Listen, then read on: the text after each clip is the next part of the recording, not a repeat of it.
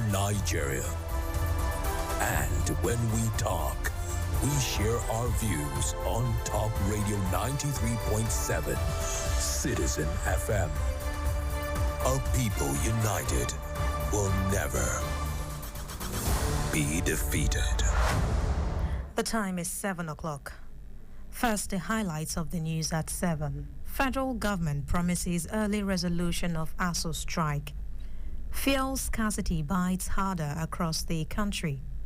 INEC extends voter registration by 60 days.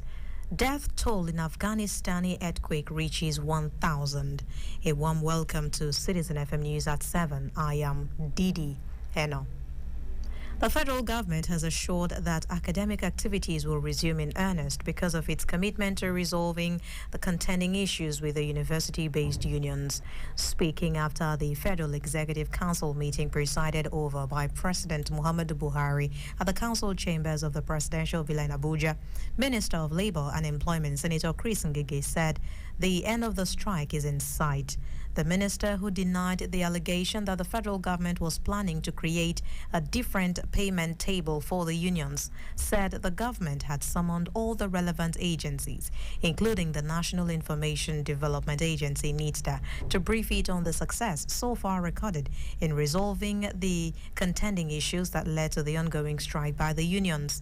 Ngige, while speaking, said the government was interested in seeing the students go back to school. He said the meeting of Thursday is expected to look at the progress report by the relevant bodies handling the crisis, including NITDA, on how far it had gone with the integrity test on the University Transparency and Accountability System, UTAS, which was proposed as an alternative platform by ASU, and the University Peculiar Personnel and Payroll System, proposed by SANU and NASU. The minister said he was waiting for the report of the Tripartite Plus Committee, comprising the Ministry of Education, the Chief of Staff, Salaries and Wages Income Commission, the National University Commission, as well as the striking union.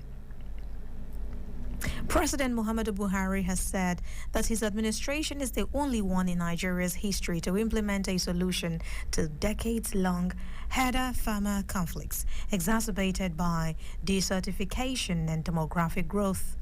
In a correspondence with Bloomberg, the president asserted that the National Livestock Transformation Plan, putting ranching at its core, is the only way to deplete the competition for resources at the core of the clashes. According to him, governors from some individual states have sought to play politics where ranches have been established, but where they have been disputes have dramatically reduced. Speaking further regarding the war against terror, President Buhari explained that in 2015, Boko Haram held territory the size of Belgium within the borders of Nigeria, adding that today the territories or the terrorists are close to extinct as a military force. Buhari, while reaffirming that a leader of ISWAP was eliminated by a Nigerian Air Force strike in March, noted that the jets acquired from the U.S. and intelligence shared by the British were not provided to previous administration and stand as testament to renewed trust rebuilt between Nigeria and her traditional Western allies under his government. The Chief Justice of Nigeria, Justice Ibrahim Tanko Mohammed, has replied to the allegations of uncaring attitude leveled against him by justices in the Apex Court. In his letter, the Chief Justice of Nigeria admitted that the Supreme Court, like any other establishment in the country, has been hit by a devastating economic crunch. As a result of the economic crunch, the leadership of the court under him could no longer meet some of its obligations to justices, especially on welfare issues. He, however, said the memo sent to him by the justices notwithstanding, there is no rift between him and the justices of the court. The Chief Justice assured that more recruitment will be made into the Supreme Court this year. He said gratuities and allowances were paid to deceased Supreme Justices as 8 justices were nominated for a workshop in London.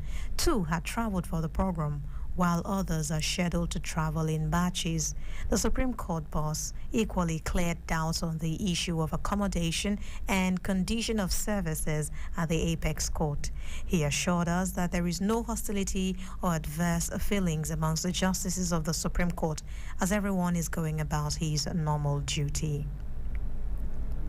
President of the Petroleum and Natural Gas Senior Staff Association of Nigeria, Pengaton, Festus Osifo, has shed light on the reasons behind the fuel scarcity experienced across the country, particularly in Lagos and Abuja.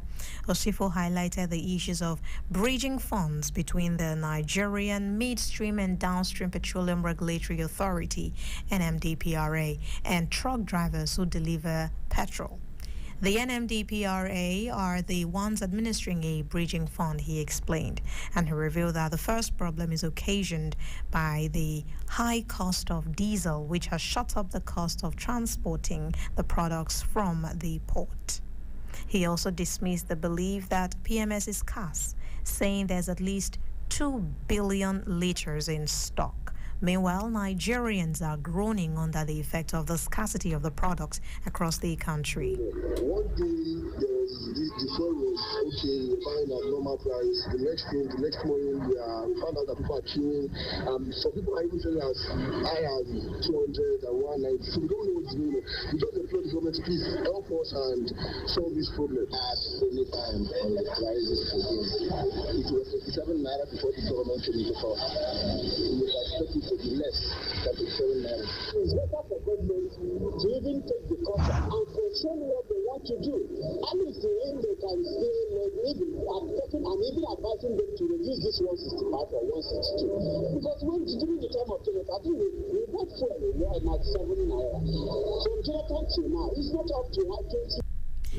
Anyway, from that, few days after a court order, the Independent National Electoral Commission, INEC, has extended the ongoing continuous voters registration, earlier scheduled to end on June 20 or June 2022. On Wednesday, the chairman of the House of Representatives Committee on Electoral Matters, Aishatu Jibril Duku, while briefing lawmakers, told members during a plenary session that the commission had agreed to extend the CVR for 60 days. The committee held a meeting with INEC yesterday, and they agreed to extend the CVR. All our resolutions were approved, she told members of the House at plenary on Wednesday, June 22, 2022. 2 senators from Bauchi and Imo states have resigned their membership of the All Progressives Congress and People's Democratic Party, respectively.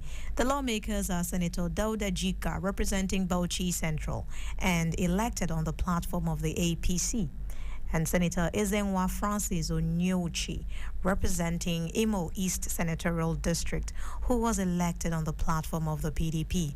Both senators, in separate letters addressed to the President of the Senate, Ahmed Lawan, conveyed their decision to resign their membership of the APC and PDP to join the Labour Party and New Nigeria People's Party, respectively.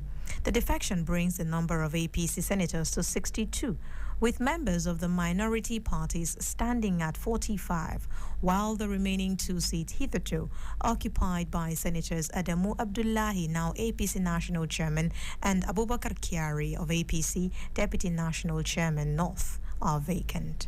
The minority parties in the Senate are presently 5 in number, as at Wednesday, June 22, 2022. The Minister of State for Transportation, Senator Gbemisola Saraki, has assured maritime stakeholders and the international community that the federal government would sustain the fight against piracy and other maritime crimes in the Gulf of Guinea. The minister gave the assurance in Lagos while delivering a keynote address at the 2022 World Hydrography Day celebration organized by the Nigerian Navy. Senator Saraki said Nigeria had not recorded any act of piracy on its waters since the beginning of this year, a feat she attributed to the collaboration between the Federal Ministry of Transportation, Nigerian Navy, and the Nigerian Maritime Administration and Safety Agency, NIMASA. The minister encouraged women to take interest in hydrography, a field where they can build rewarding careers. correct the issues of those vessels that have been abandoned. You and I know that every single vessel that comes into our waters, we know who owns those vessels. And the fact that they continue to abandon vessels in our waters means that they feel that they can do that with no impunity, and with no consequences. That has to stop, first. So we were hoping to work with the Nigerian Navy as they thought. This is particularly why I was so honored and anxious to be here to address this issue of the number of wrecks. As you were here today, you heard when the address was being made that some of the wrecks that haven't been identified. Senator Saraki described hydrography as the key driver of ocean science studies and depicts the physical features of the ocean, which is a starting point for any meaningful understanding of the world's ocean. Speaking earlier, the Chief of the Naval Staff, Vice Admiral Awal Zubairu Gambo, said Nigeria joined the League of Chart-Producing Nations when the first indigenous navigational chart was unveiled by the Nigerian Army in 2020. But also to aid federal government towards policy formulation that would reverse the cycle of decline in Nigeria's ocean health. Furthermore, hydrographic data will assist relevant agencies to delineate deep sea mining areas. This will further position Nigeria on the right path towards improved national economic growth, development, and her overall security. And away from that, Nigerian troops have found two former schoolgirls who were abducted by Boko Haram 8 years ago. The military had said freeing some of the last victims of the 2014 Chibok abduction. The two women carried two babies on their laps as they were presented by the military on Tuesday, 8 years after members of the armed group stormed their school in the Chibok community in northeastern Nigeria, the state of Borno, in April 2014. Major General Christopher Musa, the military commander of troops in the region, told reporters that the girls were found on June 12 and 14 in two different locations by troops. Also conducting operations with the multinational joint task force to ensure that we take care of the international boundary. All this is in place so that we ensure that we don't give them the incidents any respite or any hiding place. During preliminary investigations, and they were said that, who are you? Mentioned their name and part of the Chibok girls. They responded that way, and they were. And now to foreign news. The death toll in the Afghanistani earthquake has risen to over 1,000. Pictures show landslides and ruined mud-built homes in eastern Paktika province, where rescuers have been scrambling to treat the injured. Taliban leader Hibatullah Akhundzada said hundreds of houses were destroyed and the death toll was likely to rise. It is the deadliest earthquake to strike Afghanistan in 2 decades. The head of information for Paktika province, Mohammed Amin Hafizi, told the BBC that 1,000 people had died and 1,500 are injured. Rescue teams are still searching for other buried bodies under the ground, he added. And as we round off the news at 7, a look at some stories that made headlines. The federal government has promised an early resolution of the ASU strike. Fuel scarcity is biting harder across the country. An INEC has extended voter registration by 60 days.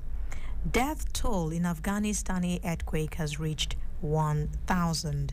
And that was CitizenFM News at 7, as edited by Lawrence Umoete.